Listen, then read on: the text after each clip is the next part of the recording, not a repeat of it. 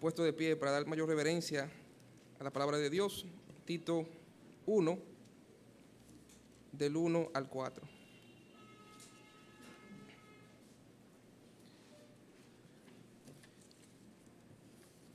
Y lo vamos a leer antifonalmente. Yo leo el primero, ustedes el segundo, y todos concluimos en el 4. Pablo, siervo de Dios y apóstol de Jesucristo, conforme a la fe de los escogidos de Dios y el conocimiento de la verdad que es según la piedad.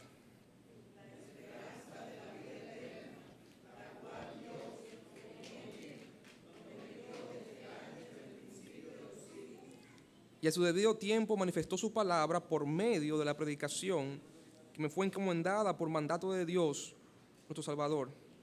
A Tito, verdadero hijo en la común fe, gracia, misericordia y paz de Dios Padre y del Señor Jesucristo, nuestro Salvador. Amén. En esta noche, hermano, vamos a predicar en base a este libro de Tito bajo el tema piadosos en Cristo. Piadosos en Cristo. Vamos a orar.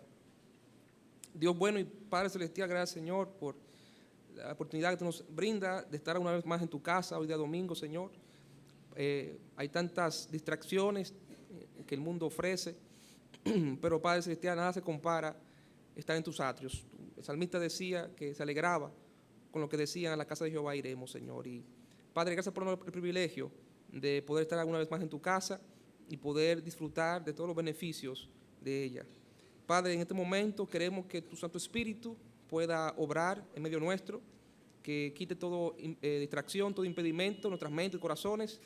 Padre, que podamos recibir con mansedumbre la palabra no adulterada, que pueda edificar nuestras almas y pueda, Señor, traer salvación a algunas almas en Cristo, Señor. Padre, glorifícate en medio nuestro, en el nombre de Jesús. Amén. Pueden sentarse, hermano. Gracias. La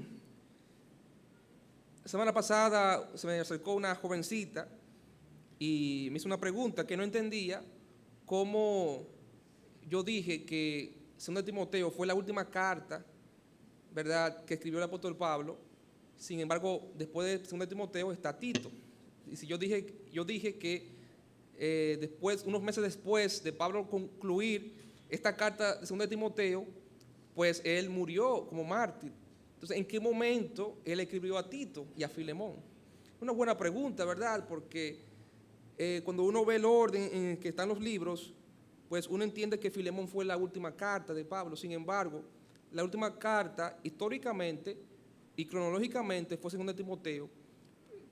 Probablemente Tito fue, bueno, y no probablemente, Tito fue escrita entre la primera y la segunda carta de Timoteo. Después que Pablo terminó de escribir la primera epístola a Timoteo, dicen los historiadores que Pablo escribió la carta a Tito. Tito, que fue uno de sus colaboradores más cercanos, al igual que Timoteo, al cual Pablo llama también, igual que Timoteo, verdadero hijo en la común fe. Esta carta entonces debió ser escrita aproximadamente entre el 62 y el 64 después de Cristo, entendiendo que Pablo murió en el 64, ¿verdad?, en la época del emperador Nerón. Entonces esta carta puede ser establecida en el 63 después de Cristo. Ahora, ¿quién fue Tito? Tito fue un joven griego que se convirtió a Cristo durante el primer viaje misionero de Pablo y Bernabé. Pablo le llama verdadero hijo en la fe. Esto puede indicar que Pablo fue quien llevó a Tito a Cristo. Pablo más adelante lo toma consigo y lo lleva al concilio de Jerusalén en Hechos capítulo 15. Usted recuerda la controversia que había en la iglesia primitiva sobre si era necesario para la salvación guardar las obras de la ley, guardar los mandamientos, circuncidarse. Y Pablo lleva a Tito como un ejemplo de que el Señor no requería que los gentiles, para ser salvos, tuvieran que judaizarse. Lo único que Dios exige siempre es que la fe en el Señor Jesucristo. La salvación es por gracia, por medio de la fe, no por obras. Así que Pablo lleva a Tito a este concilio como un ejemplo de la obra de salvación del Señor, aún también en el pueblo gentil. Más adelante, Pablo lo encomienda a servir en la iglesia de Corinto, donde Tito dura un tiempo ministrando. Y aquí encontramos que Pablo había dejado encargado a Tito de la obra en la isla de Creta. En esta isla del Mediterráneo ya existían iglesias antes que Pablo la visitara. Posiblemente usted recordará en Hechos capítulo 2, cuando Pedro predicó su sermón y 3,000 almas vinieron a los pies de Cristo, que habían personas judías de distintas partes del mundo, que habían ido a adorar a la fiesta de Pentecostés a Jerusalén. Y dice la Biblia que entre las personas que habían ahí, habían judíos procedentes de Creta, cretenses, que dice que se asombraron porque oyeron a Pedro, oyeron a los creyentes predicar en su propia lengua. Y menciona la Biblia en Hechos capítulo 2 que habían cretenses dentro de este grupo grande. Y a partir de este evento, pues estos creyentes judíos que regresaron a sus tierras y establecieron iglesias, predicaron a sus vecinos, a sus compatriotas, y estas iglesias fueron surgiendo, y Creta no fue la excepción. Ahora, ¿cuál fue la misión que Pablo le encomienda a Tito?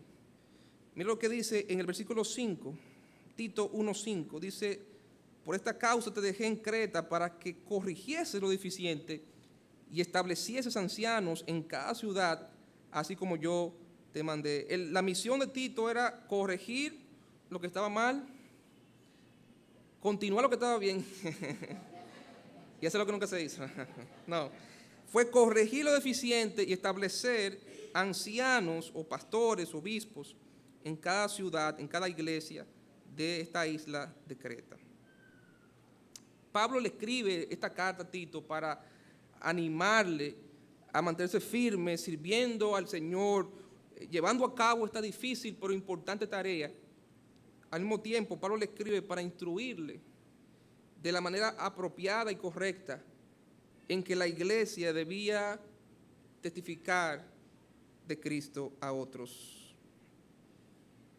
Pero habían problemas que Tito debía enfrentar para poder cumplir la misión que el Señor le había encomendado a través del apóstol Pablo. ¿Cuáles eran los problemas que existían en Creta, en estas iglesias cretenses? En primer lugar, había mala enseñanza. Había mala enseñanza. Como en todas las demás iglesias de aquella época, las iglesias en Creta estaban siendo afectadas por las enseñanzas heréticas de este grupo llamado los judaizantes, los cuales enseñaban, como ya dije anteriormente, que para ser salvos había que los gentiles no solamente creer en Jesucristo, también debían hacerse judíos, debían guardar todas las leyes judías y todas las costumbres judías. Y mira lo que dice en el versículo 9, Tito 1:9 dice, el versículo 10 dice: porque hay aún muchos contumaces, habladores de vanidades y engañadores, mayormente los de la ¿quién? Circuncisión. O sea, este grupo de judaizantes, judíos, que exigían a los gentiles que para poder ser salvos debían no solamente poner su fe en Jesucristo, sino también debían circuncidarse.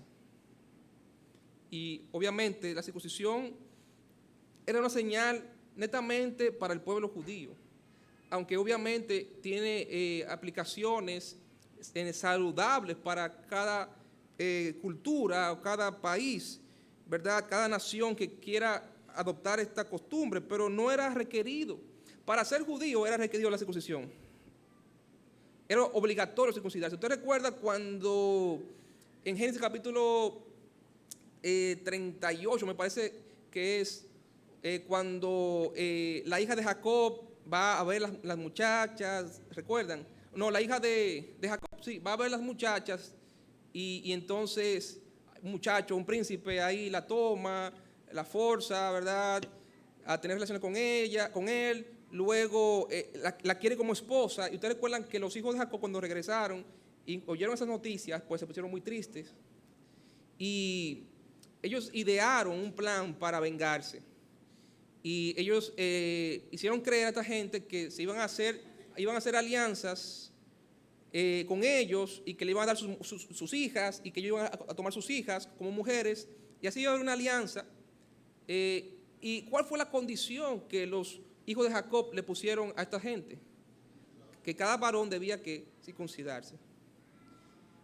Era obligatorio para una persona gentil formar parte del pueblo de Dios, es físico de los judíos, debía circuncidarse. Sin embargo, la palabra de Dios es clara: Dios no hace acepción de personas. El mismo medio de salvación o los mismos requisitos que Él establece para los judíos, igualmente para los gentiles. Solamente la salvación es por gracia, por medio de la fe. Había mala enseñanza. Esta mala enseñanza estaba permeando esta iglesia en Creta. Y este era un problema para este joven, ¿verdad?, pastor Tito. Segundo problema, mala reputación. No solamente había mala enseñanza, había mala reputación. Note, por favor, el versículo 12, Tito 1:12, dice: uno de ellos, su propio profeta, dijo: los cretenses siempre mentirosos, malas bestias, glotones ociosos. ¡Wow! Qué fuerte esta descripción que hacen estas personas, que hace este profeta acerca de los cretenses. Los cretenses, los habitantes de Creta, esta gente era conocida por su mala reputación, mala fama. Tenían fama de ser mentirosos, imagínense. Tenían fama de ser malas bestias, no sé qué significa eso. Y tenían fama de ser glotones y ociosos, no trabajar. O sea, imagínense qué descripción más fuerte de esta gente, ¿verdad? Qué descripción más fuerte de estas personas. Quizás esta frase, malas bestias, tiene que ver con la terquedad de estas personas, necedad de estas personas, ¿verdad? Pero era una mala fama que estas personas tenían. ¿Y cuál era el problema? Que esto podía ser un prejuicio para que estos creyentes salieran a evangelizar y a testificar acerca de Cristo. ¿Por qué? Porque estos creyentes eran, ¿qué?, de nacimiento cretenses. O sea, eran parte de esta cultura. Lamentablemente, hermano, usted lo sabe que es así. En muchos lugares no quieren saber de los dominicanos. Lamentablemente es así. Y eso puede ser de tropiezo para uno creyente, predicarle a otra persona de otra nación en otro lugar. Y esta gente no tenía una buena fama. Los cretenses eran conocidos por ser todo esto que dice el apóstol Pablo, que era mentiroso. Y mira lo que dice Pablo en el verso 13, verso siguiente. Pablo corrobora esta descripción y dice que este testimonio, ¿qué es? Es verdadero, es así. Pablo no lo niega. Pablo sabe que esta gente era así. Esta gente era así, mentirosa, glotona, ociosa. Y esto podía ser el tropiezo a la hora de estos hermanos salir a predicarle a otro de Cristo, tratar de ganar a sus vecinos, familiares y amigos para Cristo.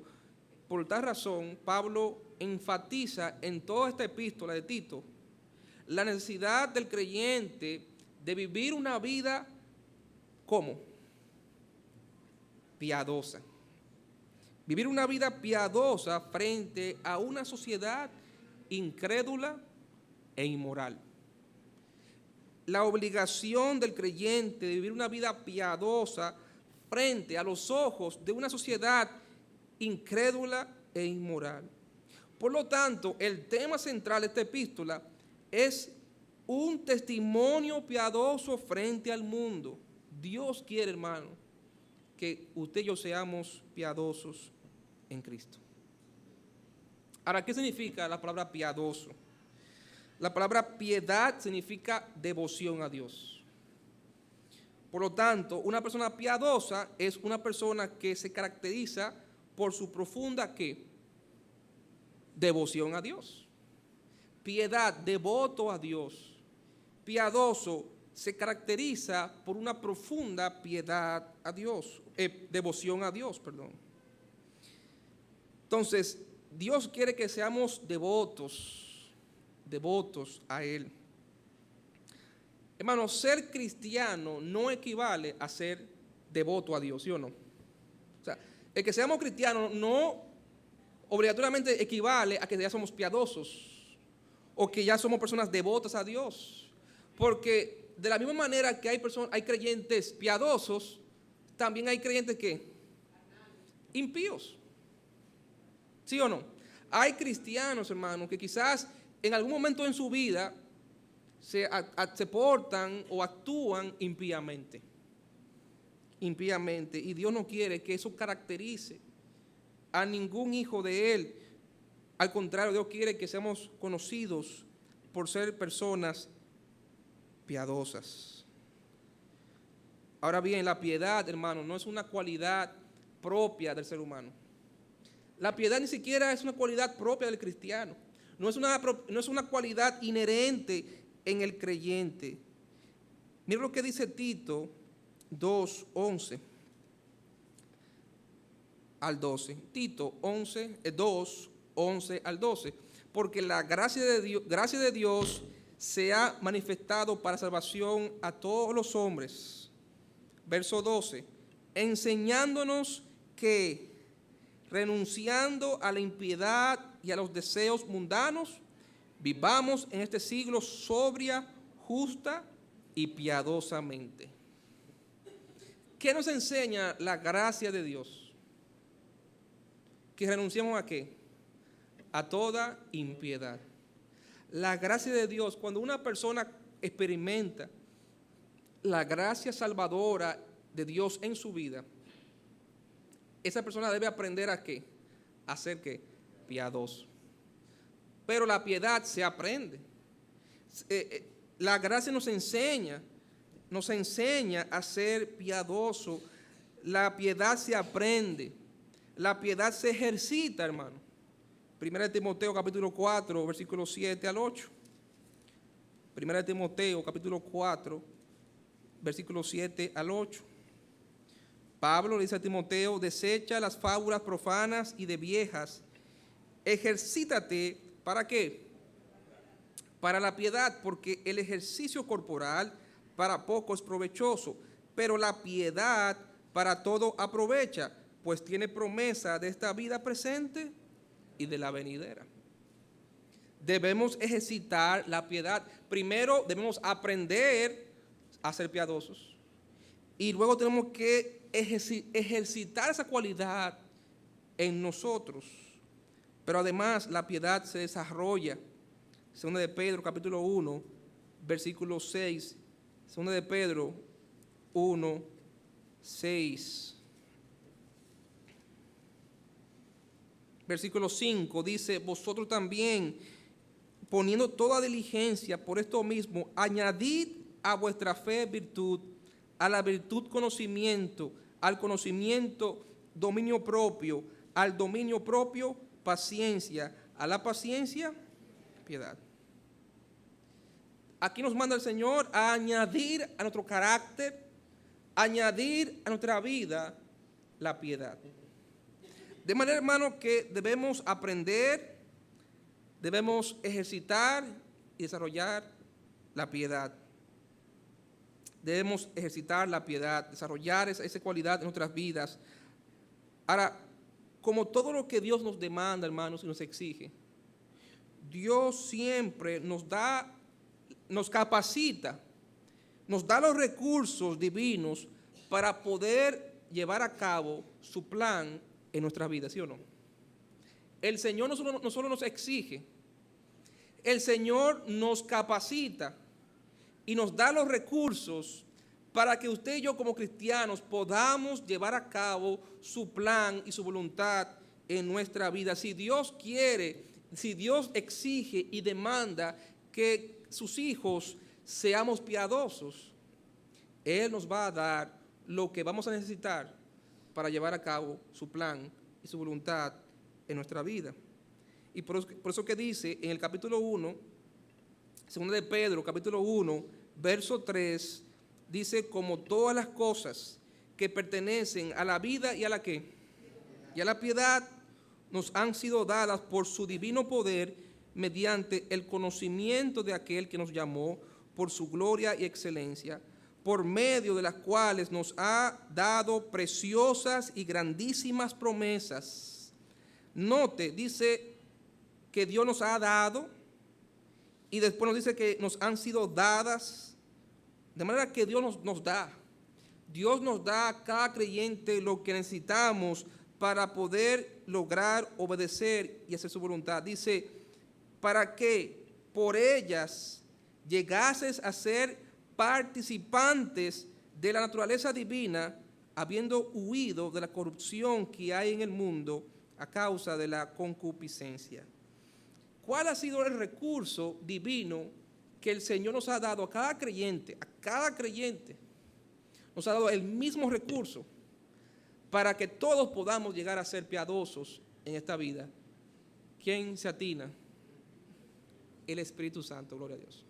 Eso mismo, el Espíritu Santo.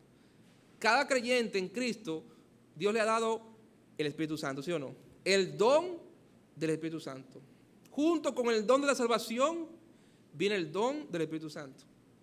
Para que podamos, hermanos, ser exitosos en cada área de la vida y para que podamos ser exitosos en una vida ¿de qué? De piedad. En una vida de piedad. Dios nos ha dado su naturaleza divina. Nos ha dado a usted y a mí como creyentes el privilegio de participar ¿de qué? De su naturaleza divina. Imagínense, Dios nos ha hecho partícipes de su naturaleza para que así podamos ser lo que Él quiere que seamos, para que así podamos ser como Él es. Dios nos ha dado la oportunidad, hermanos, el privilegio de poder participar, de poder experimentar en nuestra vida su propia naturaleza divina. Y lo ha hecho gracias a la obra permanente del Espíritu Santo en nuestras vidas. Hermano, como ya dijimos, la piedad no es una cualidad del ser humano. La piedad no es una cualidad inherente a la naturaleza humana, pero sí es una cualidad inherente a la naturaleza divina. Y como creyentes, Dios a través del Espíritu Santo nos ha dado su naturaleza divina para que ella produzca en nosotros ¿qué? Piedad. Hermano, el Espíritu Santo es la naturaleza divina y el Espíritu Santo produce en el carácter del creyente ¿cierto qué? Frutos, ¿sí o no? El fruto del Espíritu ¿qué es? Amor, gozo, paz, paciencia, benignidad, mansedumbre, templanza. Y, hermano, la piedad es parte de los frutos del Espíritu Santo. Es otro fruto que produce en nosotros la presencia permanente del Espíritu Santo, que nos ha dado el creyente aquí en la tierra la oportunidad de poder tener la naturaleza divina para poder hacer lo que humanamente hablando usted, Dios y yo no podemos hacer. Hermano, Dios exige cosas sobrenaturales, ¿sí o no? Dios exige que seamos y hagamos cosas que un ser humano simple y común y corriente no puede hacer. Pero, hermanos, Dios nos ha dado a nosotros una naturaleza sobrenatural que mora en nosotros y nos capacita para hacer y hacer las cosas sobrenaturales. Dios nos exige un comportamiento, una forma, un carácter sobrenatural, sobrehumano. Pero nos ha dado a través de su Santo Espíritu una naturaleza sobrehumana que nos permite poder ser y hacer lo que Él demanda y exige de cada uno de nosotros. ¿Cuáles son las características, hermano, de una vida piadosa? ¿Cuáles son las características de un creyente piadoso? Volviendo otra vez a Tito, capítulo 1 y versículo 13. Tito 1, 13.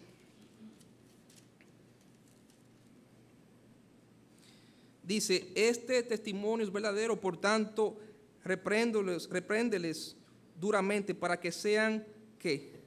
sanos en la fe. Hermano, la primera cualidad de un creyente piadoso es que es sano en la fe. Sana doctrina. Un creyente piadoso es un creyente de sana doctrina. Y la misma expresión se repite en el capítulo 2 y el versículo 2. El versículo 2 dice que los ancianos sean sobrios, serios, prudentes, aquí va otra vez, sanos en la fe. Sanos en la fe. Hermano, el Señor nos ha dado sana ¿qué? Doctrina. ¿Para qué? Para que seamos tú y yo ¿qué? Sanos en la fe. Un creyente sano en la fe es un creyente que tiene sana doctrina. Sana doctrina. Dice en el capítulo 2, versículo 1, pero tú habla lo que está de acuerdo con la sana doctrina. Sana doctrina. ¿Qué es la sana doctrina? La sana doctrina es esa doctrina basada en la palabra, en el fundamento profético y apostólico que tenemos hoy día, llamada ¿qué? La Biblia. La sana doctrina es toda aquella doctrina que proviene de Dios y que nos lleva ¿a qué? A la piedad. Note Tito 1:1. Tito 1:1. Dice, Pablo, siervo de Dios y apóstol de Jesucristo, conforme a la fe de los escogidos de Dios y el conocimiento de la verdad, que es según que, hermano, la sana doctrina es la verdad de Dios. Amén. Sana doctrina es la verdad de Dios. Y Dios le ha dado al creyente un dispositivo, ya dijimos, llamado el Espíritu Santo, el cual nos ha sido dado por el Padre para guiarnos ¿a qué? A toda la verdad de Dios. Hermano, el maligno no va a engañar al creyente, porque todo creyente verdadero tiene el Espíritu Santo, el cual nos guía a toda la verdad. Estamos sentados oyendo algo y como que eso no me cuadra, ¿sí o no? Eso como que no creo que sea verdad. Eso como que no me cuadra con la palabra de Dios. Eso como que contradice lo que Dios dice. El Espíritu Santo, hermanos, nos recuerda la palabra de Dios y nos ayuda a identificar el error. Pero la sana doctrina, hermanos, la manera de uno identificar lo que proviene de Dios y no proviene de Dios, lo que es sano y lo que es perjudicial para la salud del alma, es ver el resultado de esa doctrina. Si tú quieres identificar entre la doctrina sana y la que es perjudicial o falsa o incorrecta, mira el resultado de la vida de aquellos que profesan dicha doctrina, ¿sí o no? Si tú quieres saber lo que es sano y lo que es perjudicial en cuanto a la doctrinal, mira la vida práctica de las personas que practican o enseñan dicha doctrina. Porque la sana doctrina, hermano, lleva ¿a qué siempre? A la piedad, a una vida de devoción a Dios, a una vida piadosa. Y este libro de Tito es un libro bien cortito. Es un libro que fue escrito con objetivos prácticos. Pero como Pablo entiende que la sana doctrina es tan importante para la vida de la piedad, él ha empaquetado en este libro, ha hecho un resumen de todas las doctrinas fundamentales de la fe. Usted hace un estudio de Tito y ahí contienen todas las doctrinas que aparecen en los credos apostólicos, que aparecen en los artículos de fe de esta iglesia, que aparecen, ¿verdad?, en los libros de teología sistemática o teología bíblica. Note algunos ejemplos o algunas doctrinas. Aquí se habla en Tito acerca de la doctrina de Dios el Padre, habla acerca de la personalidad de Dios, habla de las cualidades del amor y la gracia de Dios, o sea, los atributos de Dios, habla acerca del título de Salvador de Dios, su carácter, ¿verdad?, su atributo para salvar, habla también del carácter salvador de Cristo, habla del Espíritu Santo, habla de la Trinidad, habla de la sustancia divina de Cristo, habla sobre la expiación vicaria de Cristo, habla sobre la salvación en su carácter universal, habla sobre la salvación por gracia, no por obras, habla sobre la presencia interna del Espíritu Santo en el creyente, habla de la justificación por la fe, habla de la santificación, es decir, un pueblo propio para Él y celoso de buenas obras, habla acerca de la separación del mal, habla de la herencia de la vida eterna, habla del retorno de Cristo. Hermano, aquí hay un resumen teológico. Hay un resumen teológico de la doctrina bíblica. ¿Por qué? Porque la doctrina es fundamental para una vida piadosa. Una sana doctrina debe conducir a una sana conducta. Una sana doctrina debe conducir a una sana conducta. Eso nos lleva, hermanos, entonces, a la segunda característica de una vida piadosa: sana conducta. Sana conducta. Ya dijimos, la sana doctrina debe conducir siempre a la sana conducta del cristiano. Y note en Tito y el capítulo 2 y el versículo 4.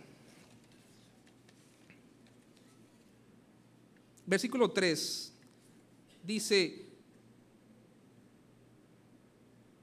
versículo 2, dice que los ancianos sean sobrios, serios, prudentes, sanos en la fe, en el amor, en la paciencia. Las ancianas asimismo sean reverentes en su porte, no calumniadoras, no esclavas del vino, maestras del bien.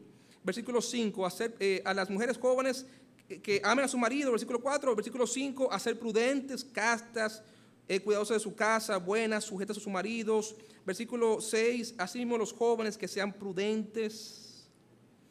Versículo 9, exhorta a los siervos que se sujeten a sus amos, que agraden en todo, que no sean respondones, no defraudando. Capítulo 3, versículo 1, recuerda que se sujeten a los gobernantes y autoridades, que obedezcan, que estén dispuestos a toda buena obra. Hermanos, la sana doctrina debe llevar a la sana conducta. La sana doctrina conduce a la sana conducta. Hay una palabra que se repite mucho en este libro de Tito, y es la palabra buenas obras. Buenas obras. Usted recuerda en Efesios capítulo 2, cuando Pablo dice que fuimos salvos por gracia, por medio de la fe y no por obra, para que nadie se gloríe, la cual dice la Biblia que fuimos creados en Cristo Jesús. ¿Para qué? Para las buenas obras, las cuales fueron preparadas de antemano, ¿verdad? Para que anduviésemos en ellas. Hermano, fuimos salvos ¿para qué? Para buenas obras.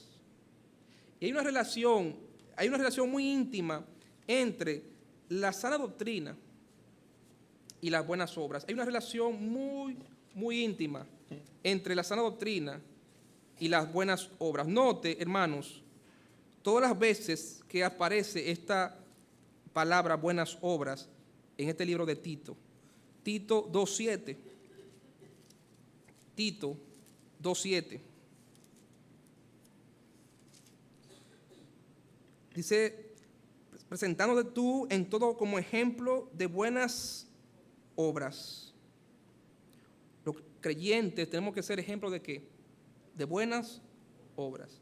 Capítulo 2, versículo 14, dice, a quien se dio a sí mismo por nosotros para redimirnos de toda iniquidad y purificar para sí un pueblo propio, celoso de ¿qué? De buenas obras. Capítulo 3, versículo 1. Recuérdales que se sujeten a los gobernantes y autoridades, que obedezcan, que estén dispuestos a ¿qué? A toda buena obra. Capítulo 3, versículo 8. Palabra fiel es esta, y en estas cosas quiero que insistas con firmeza, para que los que creen en Dios procuren ocuparse en ¿qué? En buenas obras. ¿Por qué? Estas cosas son buenas y útiles a los hombres. ¿Qué son buenas obras, hermanos? Buena conducta. hacer las cosas correctas, hacer el bien, ayudar a otros, ser servicial, sujetarse a las leyes, ser caritativo, ayudar, servir. Eso son buenas obras, ¿verdad? Que los religiosos se enfocan en hacer buenas obras para ganar favor con Dios. Pero el creyente no es salvo por obras. Sin embargo, es salvo para las buenas obras. El creyente no es salvo por las buenas obras.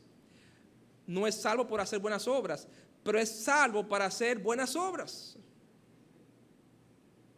Fuimos hechos para hacer buenas obras. Y buenas obras es algo muy amplio. Buenas obras es hacer lo correcto donde quiera que estemos. Hacer el bien donde quiera que estemos. ¿Por qué, hermanos? ¿Por qué tenemos que ser piadosos? Hay dos razones que encontramos aquí en Tito. La primera, Tito 2:5. Tito 2:5 dice a las mujeres, versículo 4, que enseñen a las mujeres jóvenes a amar a sus maridos y a sus hijos.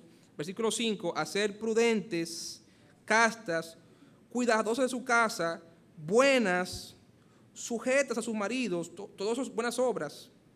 ¿Para qué? Para que la palabra de Dios no sea ¿qué? Blasfemada. Para que la palabra de Dios no sea blasfemada. La primera razón, hermano, por la cual usted y yo tenemos que hacer siempre el bien, hacer buenas obras, ser piadosos, es para que la palabra de Dios no sea blasfemada por el mundo. No es para que tú seas blasfemado. No es para que tú seas criticado. Es para que la Biblia no sea criticada por causa tuya y causa mía. No se trata de tu reputación que está en juego. Es la reputación de Dios. No se trata de tu veracidad e integridad. Se trata de la veracidad e integridad de la Biblia. Porque Pablo dice a Timoteo que en el posterior tiempo verán hombres que tendrán apariencia de ¿qué? De piedad. Pero con sus hechos negarán la eficacia de ella. No es negar la piedad, es negar el valor de la piedad.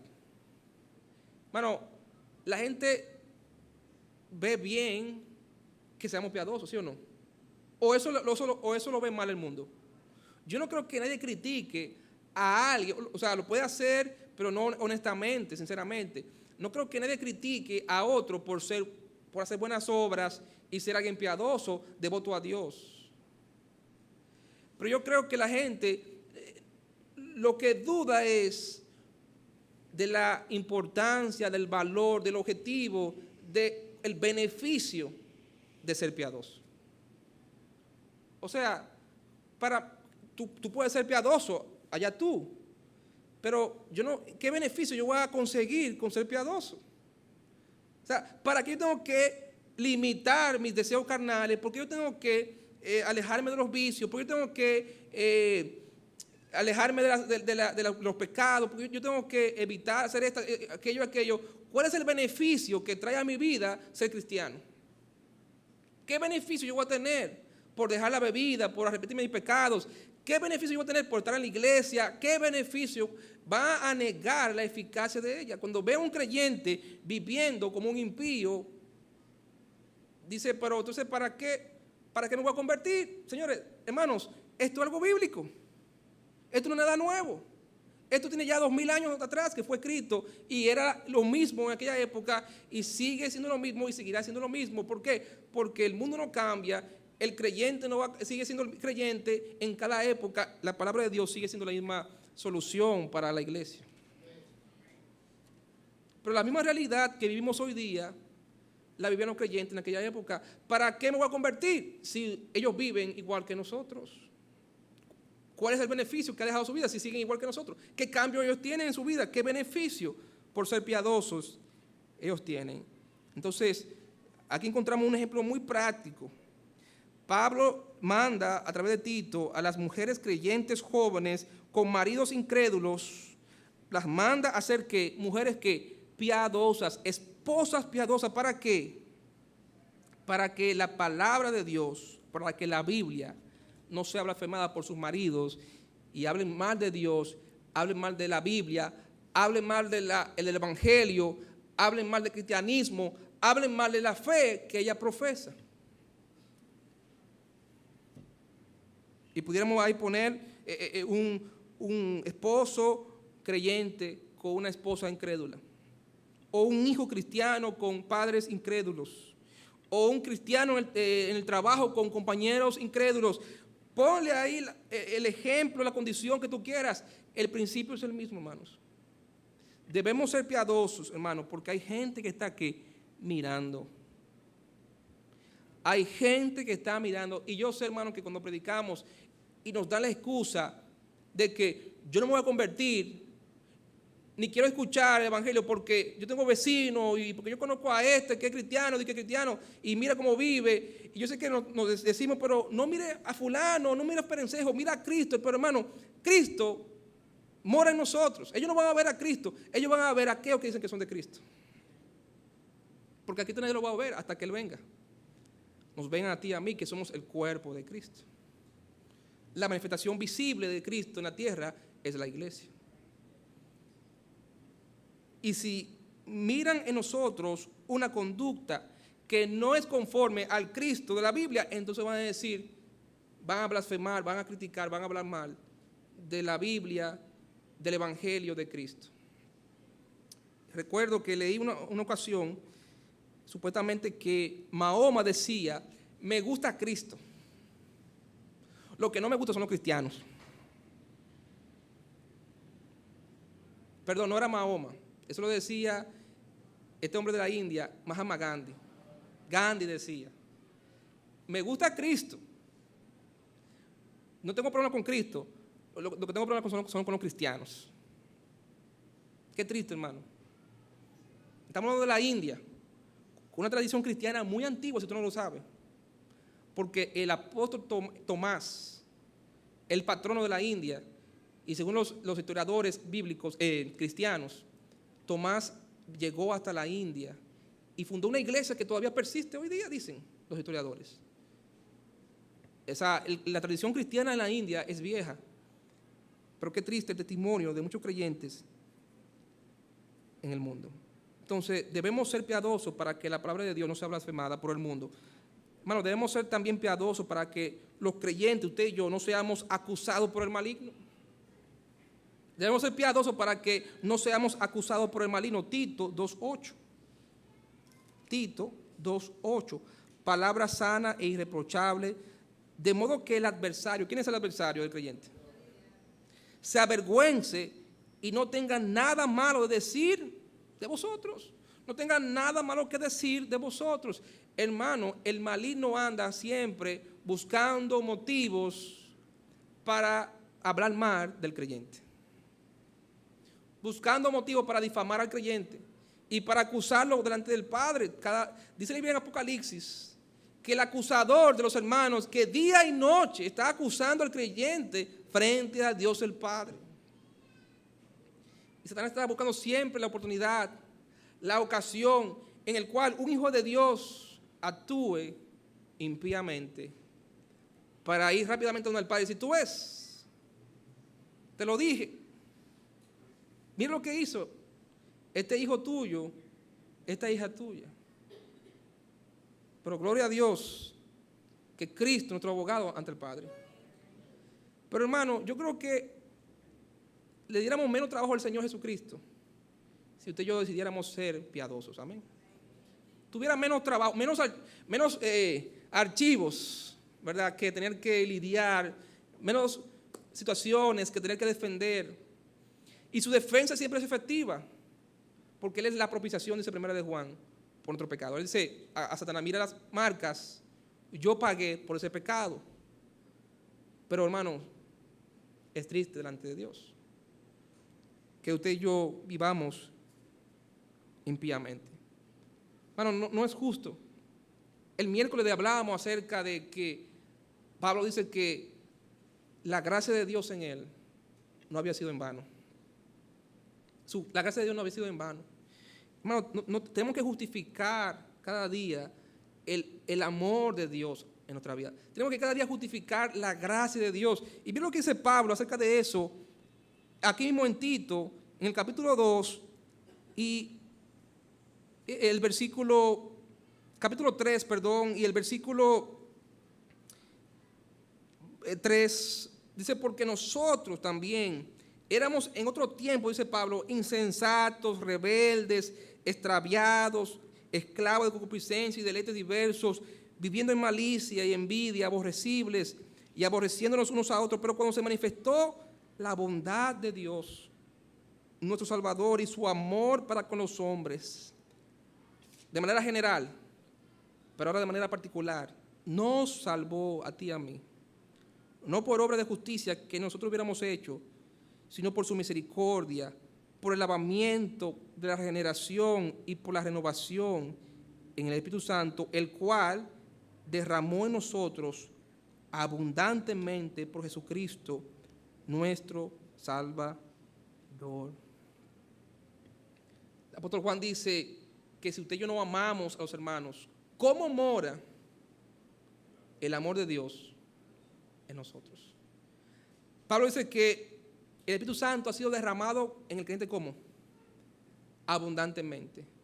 La misma expresión que él usa en Romanos capítulo 8, que dice que el amor de Dios ha sido derramado en nuestros corazones abundantemente. Hermanos, si Dios ha derramado su amor y su Espíritu Santo en nuestra vida, ¿cómo podemos volver a actuar, a reaccionar, a comportarnos como éramos antes de haber recibido el Espíritu Santo, antes de haber experimentado el amor y la bondad de Dios en nuestra salvación? Debemos ser piadosos porque no queremos que darle motivos a los incrédulos para blasfemar y hablar mal de la palabra de Dios. Debemos ser piadosos porque no queremos darle motivo al maligno para acusarnos delante del Padre. Y para terminar, hermanos, ¿dónde debemos mostrar esa piedad? ¿Dónde debemos mostrar una vida piadosa? Y hermanos, uso la palabra mostrar porque ya vimos que la piedad se muestra. La piedad verdadera se muestra. Tito 2 dice que los ancianos sean sobrios, serios, prudentes, sanos en la fe. Versículo 3, las ancianas así mismo sean reverentes en su porte, que ellas enseñen a las mujeres jóvenes. ¿Dónde los ancianos, las ancianas enseñan a las mujeres jóvenes? En la iglesia, hermano. En la iglesia. Los ancianos eran, en este pasaje aquí, eran creyentes, laicos, diferentes a los ancianos que menciona en el capítulo 1, versículo 5, que eran obispos, pastores. Pero aquí los ancianos eran hombres maduros en la iglesia. Y las ancianas, hermanas maduras de la iglesia, que debían en la iglesia enseñar a mujeres jóvenes. Damos gracias a Dios por el ministerio de damas de la iglesia. Amén. Porque tienen la oportunidad las ancianas, y no por edad, sino por madurez, de enseñarle a las mujeres más jóvenes. Y aquí tenemos muchas madres, ¿verdad?, nuevas.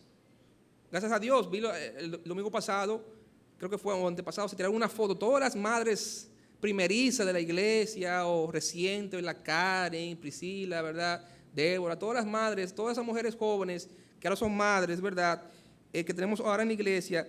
Oye, qué lindo es que ellos vengan los jueves y puedan recibir esa enseñanza de parte de las más maduras para que le enseñen a ser buenas amas de casa, a amar a sus maridos, a sus hijos, a cómo ser cuidadosas, castas, prudentes, sujetas a sus maridos, buenas. Increíble, hermano. El Señor manda a las mujeres cristianas a aprender a ¿qué? A ser buenas. Quiere decir que hay mujeres que no son buenas, cristianas que no son buenas. El que tú seas cristiano no quiere decir que tú seas piadoso, hermano. Que tú seas cristiano no quiere decir que tú seas bueno. Tú tienes el potencial en ti de ser bueno. Tú has sido salvado para ser bueno. Pero tú puedes ser malo. Tú puedes ser un mal esposo o una mala esposa. Tú puedes ser un mal padre. Tú puedes ser un mal hijo y ser cristiano. Y Dios quiere que seamos buenos. Y la iglesia está para enseñarnos a ser buenos. Y aquí habla Pablo de que debemos ser piadosos en la iglesia. Debemos ser también piadosos en el hogar, en la casa. Tito 2, 4, que esas mujeres jóvenes en sus casas aprendan a ser buenas, a amar a sus maridos, a sus hijos, a cuidar su casa, los quehaceres de la casa, ser responsables en sus quehaceres. Habla también de los jóvenes que sean prudentes en el hogar, donde quiera que estén. Aquí habla del entorno del hogar. Debemos ser piadosos en la iglesia, debemos ser piadosos también en el hogar. Y otra vez la razón que le da a las mujeres jóvenes a ser piadosas en el hogar, para que sus maridos, en este caso que no son creyentes, no blasfemen la palabra de Dios. Tú, que eres cristiana, y mira cómo tú me tratas, cómo tú le hablas a los muchachos, cómo tú me hablas a mí, para que no blasfemen la palabra de Dios. Debemos ser también piadosos en el trabajo. Tito 9 habla a los siervos, a los empleados, que se sujeten a sus amos, que agraden en todo, que no sean respondones, hermanos, creyentes que son respondones en sus trabajos.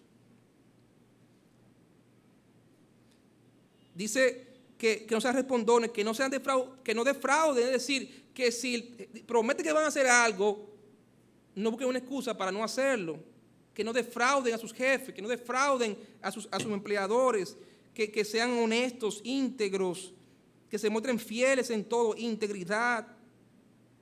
Y muy interesante, hermano, ¿para qué? Siempre Pablo nos da un objetivo, un propósito, ¿para qué? Para que en todo adornen ¿qué? La doctrina de Dios, nuestro Salvador. Y aquí está el asunto. Lo hemos dicho de muchas maneras. La piedad está ligada a las buenas obras. Una sana doctrina debe conducir a una sana conducta. La conducta sana adorna la sana doctrina. Una mala conducta trae deshonra a la sana doctrina. Tú dices con orgullo que tú eres cristiano, bautista, fundamental, qué bueno, pero ten cuidado porque es un gran compromiso. Porque nuestro compromiso es que con nuestra vida adornemos, embellezcamos la sana doctrina que por la gracia de Dios hemos recibido. Pero Dios nos manda, hermanos, a ser piadosos en la iglesia, en el hogar, en el trabajo, allá afuera en la calle, en la sociedad. Tito 3:1 dice, recuérdenle que se sujeten a los gobernantes y autoridades, que obedezcan, que estén dispuestos a toda buena obra, que a nadie difamen, que no sean pendencieros, sino amables, mostrando toda mansedumbre para que con todos los hombres. Dice que obedezcan las leyes, que obedezcan, que estén dispuestos a toda buena obra, que se sujeten a los gobernantes y autoridades puestos por Dios. Y tú dirás, pero es que esos gobernantes no merecen, esos AMET, no merecen que uno obedezca las leyes de tránsito. Estaba el otro día manejando y vi como una AMET, ¿verdad? Paró un señor, usted sabe que en los elevados, ellos ponen unos conos para que uno no trate de entrar y no crea un caos. Y vi un señor que trató de entrar por entre los conos y un AMET jovencito lo paró y le habló fuerte y el hombre fuerte también ahí. ¿Y sabe qué hizo el hombre? El hombre hizo como que se iba a parar y cuando fue sacó la médica de la libreta para poner la multa, se le metió y casi atropella a la MED y se metió y siguió solo, siguió por ahí. O sea, no respeta la ley, no respeta la MED. Y uno dirá, por es que a veces los AMED son abusadores, a veces los gobernantes son corruptos. ¿Qué debemos hacer? Debemos obedecer, hermanos, pero también tenemos que orar. ¿Y usted recuerda ese pasaje, hermanos? En 1 Timoteo. Ese pasaje de 1 Timoteo y en el capítulo 2, el versículo 1 dice, exhorto ante todo a que se hagan rogativas, oraciones, peticiones y acciones de gracias por todos los hombres, por los reyes y por todos los que están en eminencia. ¿Para qué? ¿Por qué Dios quiere que usted y yo estemos orando por nuestro país, por sus gobernantes, por las autoridades? Para que nosotros como creyentes podamos vivir quieta y reposadamente en qué, en toda piedad, en toda honestidad, porque esto es bueno y agradable delante de Dios, nuestro Salvador. ¿Y cuál es el objetivo? De orar por los gobernantes para que nos permita vivir en un ambiente donde podamos obedecer. Porque hay excepciones, hermanos. Esto no quiere decir de ninguna manera que viene un gobernante, una ley que obliga al creyente a hacer algo incorrecto delante de Dios. No estamos obligados como cristianos a obedecer leyes que nos manden a hacer cosas malas, ¿sí o no? No estamos obligados. Podemos protestar, podemos no hacerlo y sufrir las consecuencias. Eso es lo que hacen los primeros creyentes, los cristianos, los apóstoles. Ellos, en Hechos capítulo 4, las autoridades le dijeron no pueden predicar, ¿sí o no? A Juan y a Pedro. Lo tomaron preso y le dijeron, miren, lo vamos a soltar, pero no pueden predicar ya. No pueden predicarle Cristo a nadie. ¿Y qué dijo Pedro? Es necesario obedecer a Dios hasta que los hombres. O sea, el día que aquí se ponga una ley que nos mande a hacer algo incorrecto o nos obligue a hacer algo indebido o algo incorrecto o nos coarta de la libertad de poder hacer lo correcto, en ese día dejamos de obedecer esa autoridad. Y nos metan presos. Nos metan presos, hermanos, sufrimos las consecuencias.